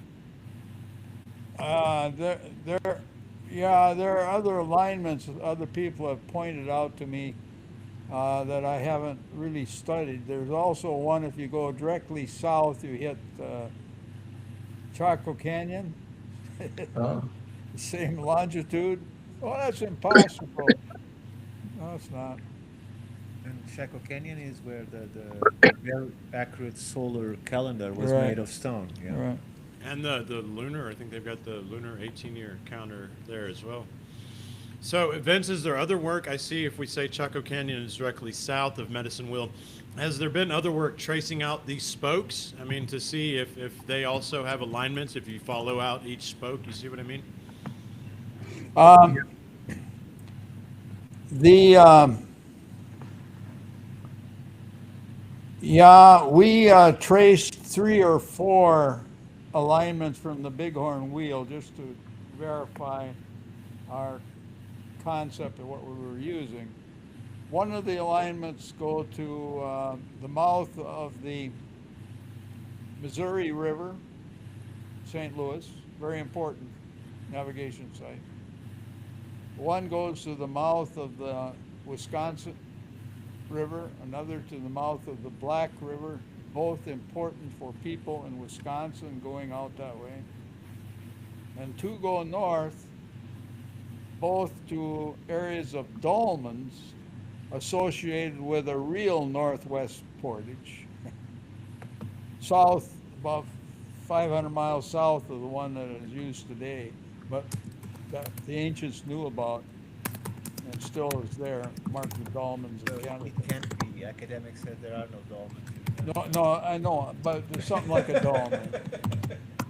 And some of these Vincent is dolmens up typing. there have actually 3 rocks, 2 rocks. Vince, hit for mute the when you're relation. keystroking. Oh, okay. What?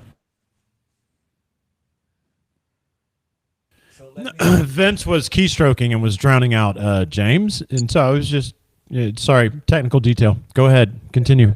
let me see if we still have any slides still to show here. One thing I Very wanted to point retarded. out was the distance between, or the alignment between the Garden Creek site, which is Mount Pisgah, North Carolina, and it is directly east-west of Spiro Mound, which is also directly east-west of Chaco Canyon. So this Same alignment, latitude, yeah, yeah. lat- This is not surprising. And we've got some people who are checking all these things out. And even the border between Canada and the United States at 59 degrees up in the Midwest has to do with these latitude lines and ancient sites that were there. wow. Yeah, those are incredible. Well, you can also find alignments that point back at the Bighorn Circle that aren't delineated by the Bighorn Circle itself. I've got 2 sites here in Indiana that align back to it. Oh, I wouldn't be surprised. Yeah, I wouldn't be surprised. In fact, you've seen one of the images, Jim. What the place that what I call Henderson Falls, the mounds set there. The river route or the river bed is in the shape of an eagle's head, and there are Eagle head? mounds. Or there were mounds at the nostril, the eye, and the ear. They've about all been knocked down now, but they were aligned to Bighorn Medicine Wheel. Oh, yeah. Just take care of the share screen, if you don't mind, Vince. Okay. We are. We talked about this that. one. Well, Euclid said how to try bisect angles. So that's key to understand how you lay off the radius on a circle, and that gives you 60 degrees. Bisect that, and you get 30. 30 degrees is a zodiac sign. Bisect that again, and that's 15 degrees. That's how far the sun moves in an hour of time. We call that the hour angle. But that's as far as you can go without getting into fractions. So it becomes a question, how do you get 1 degree with just a compass and straight edge? Well, there's ways of doing it, but it's not in our textbooks. Next one. Why 360 degrees and not 400 like the French set up for the metric system? Well, if you watch a star that first becomes visible in the east and mark how far it is. One day later, it'll be 1 degree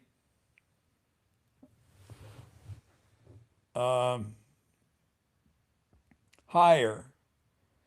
And it's not 360, it's 365. It's pretty close to 360, within close enough, you know. So So that's the it reason we use that rather than 400. makes a circle in the 360 days, is that it? As it moves. 365 days makes a complete circle, but it moves within what you can measure with your 1 finger, degree. 1 degree a day. What do you mean the French use 400? So a circle has 300. What do you mean? What do you mean? A circle has 360 degrees, right? That's round. So what happens if I make it 400? Does it elongate or? No, the French No. said we throw out all this old stuff that was not tied to anything real, and we'll make 400 grads in the circle. So our colleagues in France and Europe, with their instruments, do not measure degrees; they measure grads, and that has nothing to do with calendar system. The reason that we don't use grads is that people like Jefferson and Franklin and Washington and so on were Masons, and they understood it all. And they said the metric system is nice, but it's not as good as the old system we use, where we also combine time in the metrology. So that 1 degree is really 400 would go with 13 months. Yeah, you're right. It's a totally different system. Anyway, go ahead.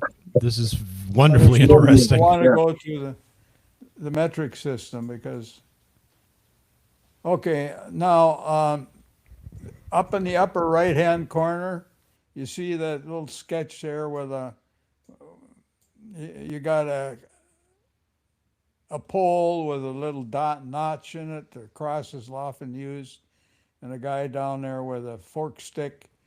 And you watch the North Star, and you got to watch it all night in a couple days, and you got true north from that. And you also got latitude as a byproduct.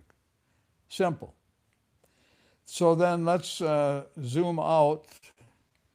So assuming then that these people could get true north, we should not be surprised that all the geometry is coded to true north, but true north is not open, it's hidden, except at 3 very important sites where it's open. It's coded in, for example, that Panther Mound on the bottom, 60 degrees from true north. So you can put stakes in the center of the tail, stretch a rope there, lay off 60 degrees from it, and put a couple stakes in, and you got a true north-south line. And with that, you can then encode all the rest of the geometry of the site. Pamita said these mounds were laid out by people that didn't understand the geometry even the time they were making them. It was a group of people who were the engineers who laid them out, told them where to put them dirt. Okay, you see the 60 degrees there? Yeah, yes. Yeah. Okay, it's not, true north is not there, but it is there. If you know, you can establish it within just a few minutes if you know what the key alignment and the key angle is. Okay, next one. No more on this one? There's latitude in there somewhere too, but I don't know. And then beyond that, all these angles make sense one way or the other. So is this a crescent moon here and a close, or is part of That 33 degrees is the angle from true east-west for the sun at the solstice. And 46 and a half, I think, is the co-latitude of the site. So they encoded the latitude on the end? Yeah, latitude is often encoded. Okay, at the big octagon mound, I don't know. You've got 2 squares and you've got 1 circle. And then not too far away, you've got the Great Circle. Well, these are related. and I won't get into the details. They're not haphazard, related in area, and you can get area of a circle, take a circle and get a square, the same area, like we say, can't be done because Euclid couldn't do it, right, just by studying this, no problem. But we're supposed to listen to what Euclid was said, not the scientific method. That's the problem. We've got people who ignore the scientific method when they should be using it. So basically, what you're saying is, even without mathematics, it's possible to do it. You're nothing with a rope, just a rope. And what you learn, but you learn from people who weren't writing it down, they were showing people. Yeah. And that's what Pimita said, these people were priests, some of them were trained 20 years if they wanted to, which is equivalent to a PhD in our society. And some of them was surveyors. Makes perfect sense. Let me just check that we've seen them all.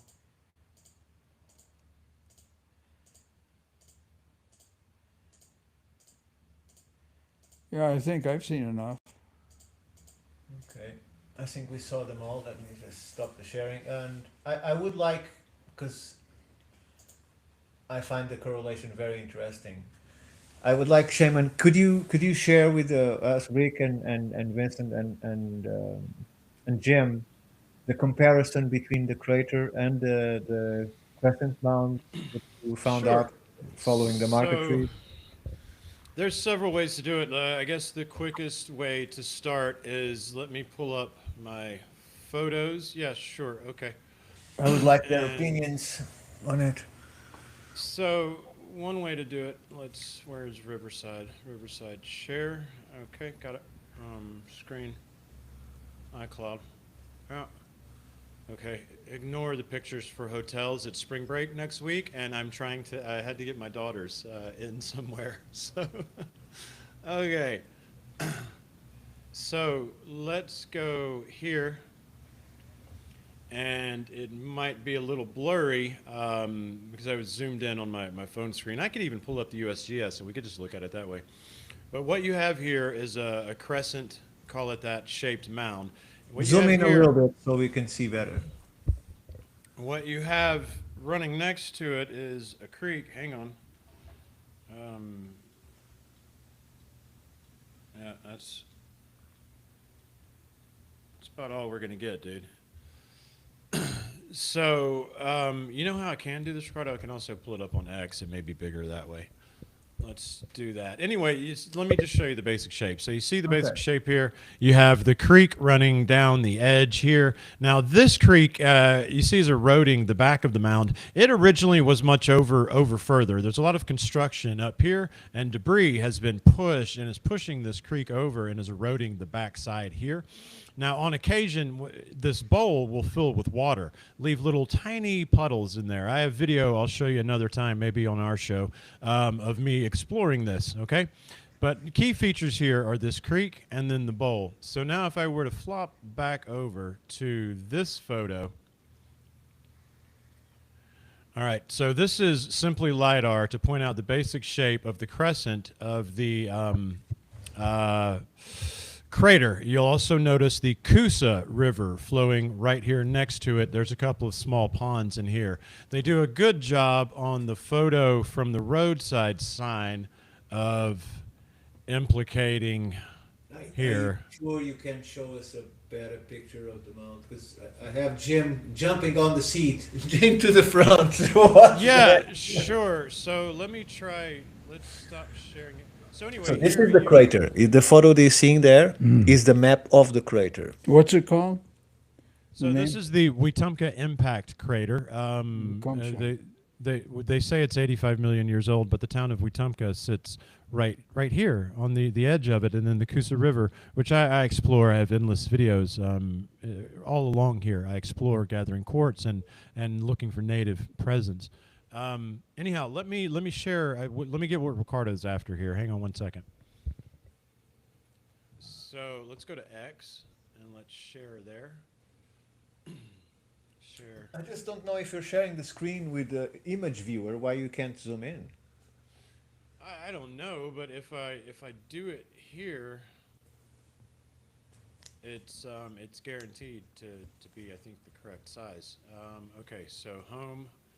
Right. Now then, let me minimize that. Come back to you, which you're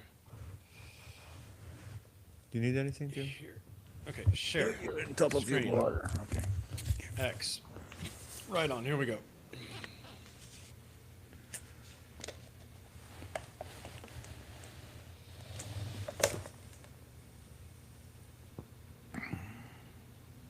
Okay, so this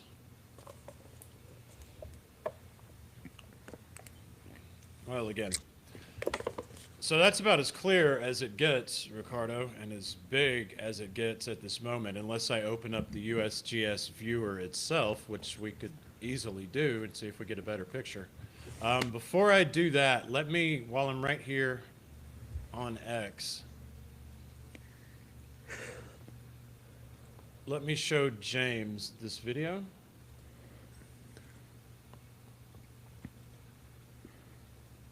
Okay, right here.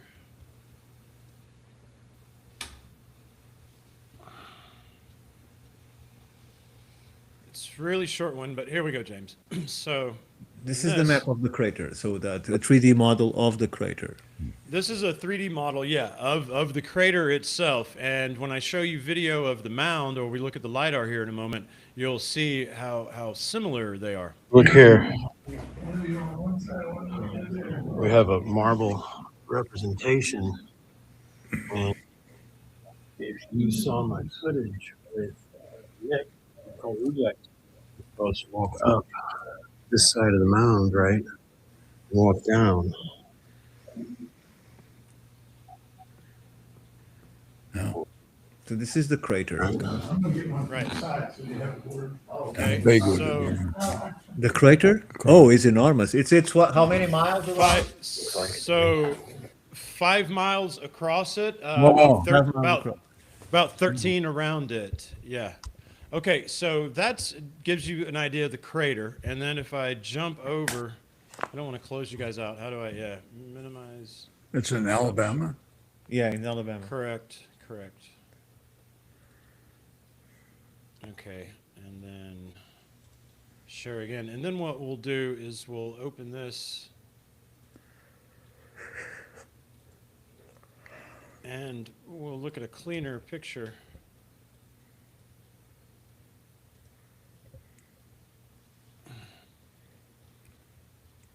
Okay, so we've seen that. Let's go to here, messages. Let's go straight to the viewer.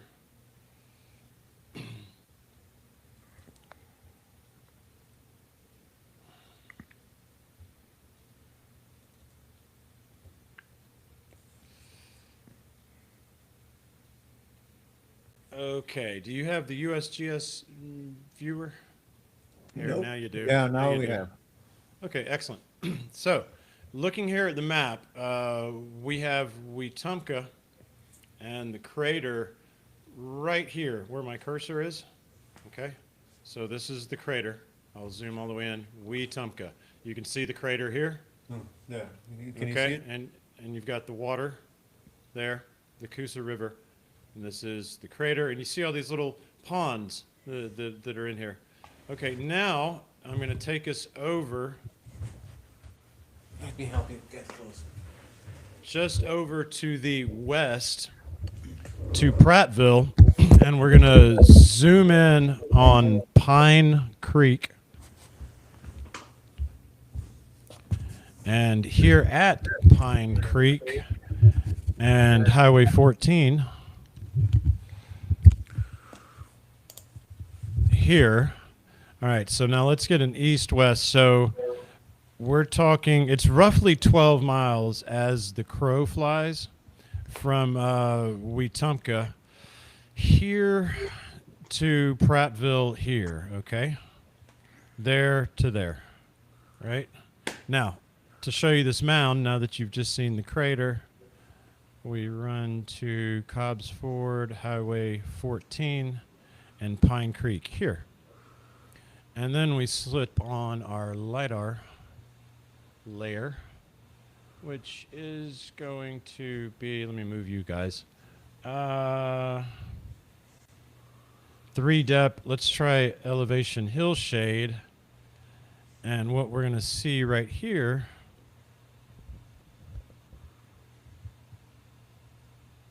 once the layer is on, there we go. There we go. Yeah. Okay. Is Ask him how far across. To what? yeah, How big?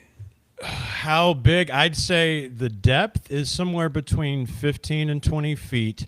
Around, gosh, I could show you a video here real quickly of me walking it. I mean, I would say from the water to up here could be 25 to 30 yards. So you're talking from here to here could be again somewhere like that, 30 yards from the crater to here. So if I can zoom in, once you go exploring this thing, you see the creek that flows along it here. That will backfill it and fill this with water. I've also found an artifact, which I'll switch over to, I've got it here actually, which has a representation, James, of this creek, which I found in the creek. I don't know if we're on small. We're not on big. Which I found washed out of this thing, which also represents the exact same shape. So what I'm wondering and positing and exploring, currently, the idea that this burial mound, I'm putting forth it's potentially the burial mound of the son of Chief Tuscaloosa, because this is the site of Mobilla. It's where I'm uncovering everything. We're pulling it out of the creek where a construction company pushed it into this creek. Anyhow, I'm also now, it seems to me, this is damn near it's properly oriented, right? So it is oriented with this creek just as that crater is with the Coosa River. The Coosa River is just chock full of the quartz from this impact, gosh, the presence of the natives you see decorated here behind me is incredible. So I've known this place was special to them, but seeing here that perhaps the burial mound of their greatest leader also seems to be, I mean, it's a map. What else do you call it? A 3D rendering of the of the geography of the crater itself as well. Jim, how many burials do you see in that LiDAR? Boy, I'm going to have to pass on that one. A bunch. This is your territory. You tell me. I counted about 15. So there's a lot, man. There's so many little mounds. This whole town, dude, is, once it gets known, there's neighborhoods where there's entire empty streets because in construction they had to stop because they pull up native bones. There's a golf course on what I believe is the burial site that was near Piachia, the town that DeSoto encountered after crossing the Alabama River. This area is completely eat up with it. Yeah, it's known. It's a known but quiet quantity because of construction. When you look at this map, guys, so where this crescent mound is, right? Everything you see here that looks like it looks lower, it's swamp-like because there's a beaver dam right here where these things meet that nothing can get rid of, not dynamite or storms. Now, every single bit of land all around this has been sold for development. So how I was finding everything was these creeks here, these feeder creeks, as they were pushing it in. But this mound is on land that no one wants to buy because it appears to be a swamp unless you get rid of these beaver dams. And so it's technically protected. However, the construction's pushing the creek over and is eroding the back of it, probably a good 6 to 9 feet so far. What tribe was down there? Do you know? So it would have been what we call the creeks. Creek. Yeah. So that's what I'm working on. I'll show you real quick here. Let's lastly to X and show him the artifact, and then I'll have presented what you asked, Ricardo. So share screen X. There we go. Share. Home. Yeah, JT reached out. He wants to come talk to us. Just saw that message there. Okay, so right here. Boom. So this would be. It's a fired clay piece that I found just down from the mound in the creek. But you see the same shape represented. It's this here. It's a circular shape that is not complete. Right. And see, it even seems to have the, if I pause it, the water represented here, which runs right by the mound and then the fills river, it in. yeah. Yeah, just as the crater, you know, it's incredible. Tomorrow on our show, or when we meet next, James, I'll show you video from the ground of me walking this mound. And really what strikes you and what really had me sort of feeling very eerie sitting there at that model is it looks just like that crater. It really does. So Yeah, it was let mine. me just ask, do you have any parallels between craters and the indigenous people? Do they have some kind of liking to them or awareness to them? Well, we don't have craters up here so much. I know there's one down that near that Snake Mound. It's a lot of people go down there to see that. They know that a big meteorite hit down there. Rick? I'm going to pass on that.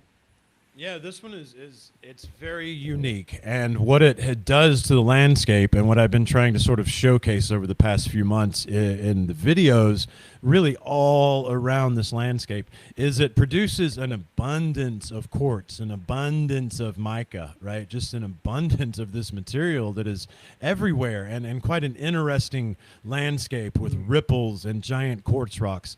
You know, native harvesting sites all over. So I just, you know, I had known for years intrinsically that there was power and presence for the natives in this place. But to see this added element now, where what I knew was a burial mound that I found with Mabilla, to see it representing the heart and the cause of this particularly powerful and special area. The guy who educated me at the museum the other day said there were minerals found that were not of the earth, you know, in the middle. So this place has significance, you know, beyond words, really. And so I'm just in the beginning stages of pondering what it means if this mound is indeed a representation of that crater. Well, I think it's most likely. Yeah. Hey, I have, yes, that crater effigy stone is really amazing. It really does appear to be the crater, and I mean, just amazing similarities there.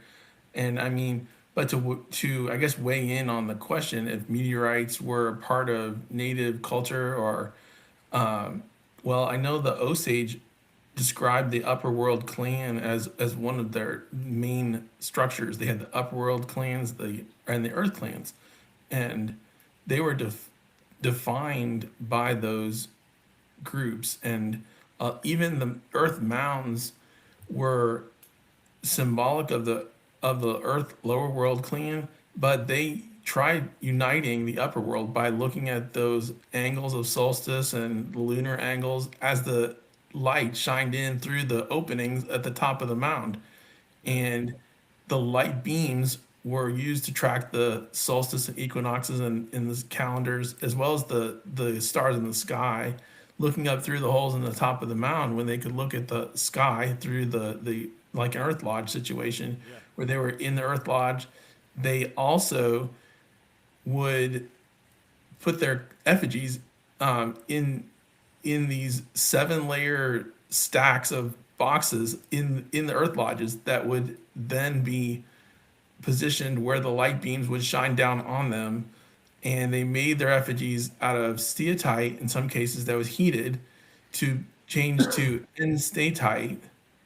So enstatite is a meteorite substance. I mean, it's the same substance that's in a lot of meteorites.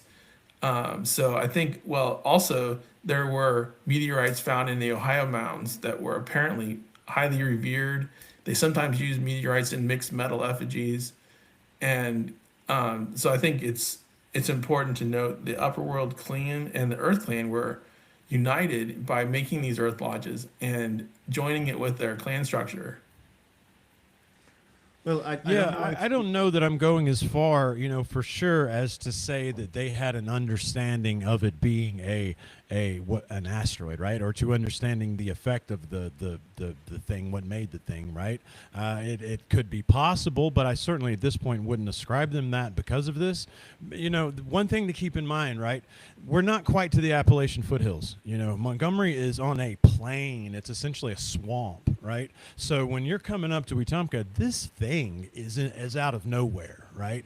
The rocks that it produces, the giant pieces of quartz, the springs that run up and trickle, like it seems like I'm in North Alabama on top of a mountain, right?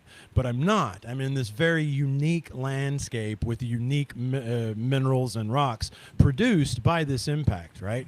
And so that's where I'm at so far. Is it would have been obvious to these people, just as they could map out a mound town, right, or an effigy mound, they would have easily known the shape of this scar, this very odd pock on the land. Now, so whether or not they knew it was what I mean, from the sky, I don't know. Rick, I don't know if you, or Vincent, I don't know if you saw this news, but the Japanese that sent a probe to the meteorite, they brought samples of it back, and they released the studies, and they found all the elements to produce DNA. So adenine, cytosine, guanine, and thymine. They found all of it on the asteroid. So I think panspermia is at this point more than an obvious as one of the ways to create life. So in this sense, if there was Well, some kind it's one of the ways to transport life. of By life, itself, it doesn't create life. sure, to transport it, yes. But I mean to create it because after the impact, these elements can be mixed and so on and so forth, and it's If not they would survive the entry, sure. that's kind of the hard part, getting it to survive 8,000 degrees. So I found that very interesting. That Yeah, I agree. And it's not, I won't say it's unique. It's been hinted at before, but this is the first time everybody has accepted those results. The same results were hinted at by the Mariner missions back in the 70s. They found the same stuff on Mars, but we don't talk about that. well, we've been Jason's talking going to about talk about it. that. I We, can tell. we've been talking about that, haven't we? With Um, Barry Dobbs and Jane Ward and Yes, in- and in- that is subject my is taken off. podcast. Yeah, that subject is really going through the roof right now, and we're happy and just thrilled to be able to help get it out there and be part of the ride with those guys. I had a thought. Where did it go? It just flittered away because we were talking about Mars. But I'm not the only one. I have an Yeah, you're excuse though. not. I'm old. You're not. Oh yes. Okay. So what all of this, whatever it is that's bubbling up and what it's got me trying to pin on the importance, of course it's great. Maybe it's a map, that tells us the natives knew about it before we did, all of that type stuff. But for me, it's starting to bring together a couple of different areas of research, right? Finding these islands of quartz artifacts, right? Finding all of this native presence and sort of this, whatever you want to call it, whether spiritual power or hell, the piezoelectricity from all the quartz, whatever it is, all of these different aspects of my research really seem to be building towards not only the capabilities of these natives being more than we thought, but also honing in on some of what we lost. When DeSoto and everybody came, the Europeans crashed in, we immediately lost generations, we lost culture, we lost what it was particularly they held sacred, right? And all my research of finding all of these quartz things and all of this stuff across this region, now seeing perhaps an effigy of this place where I'm finding all of this stuff, it's just starting to paint a very interesting yet not quite clear picture. And so it's sending me off in an exciting direction personally. So yeah, that's where I'm at with it. Thanks for asking about it, Ricardo. Not at all. And And since we are at 2 hours 10, I just want to know if Rick or Vincent would brought something for us today. Just my own question, my own desire to spend some time with Jim. This was wonderful, James. Yeah, I can't wait. Ricardo says we're going to do some time together as well for what we call our show. So I'm looking very forward to that. And we lost Vince. Was it something I said? It was. It's a 2-hour mark, man. He's got to, he's got to go. He don't have time for us losers. Everybody in the chat, everybody that has hung in with us, we greatly appreciate you this week and every week. Thank you for following us all individually and for hanging out here with us collectively as Vince pops back in just in time to say goodbye. There you go. What's up, Vince? Do you have Sorry. anything? You have anything to add, Vince? Anything for us that you want to bring up? Just, it was great talking with y'all tonight, and hopefully everybody has a great Saturday night. This has been, Yeah. a highlight of my day, so I really Same. appreciate you all. Yeah, it says a lot about our lives. But yes, me too. It has been the highlight of my day.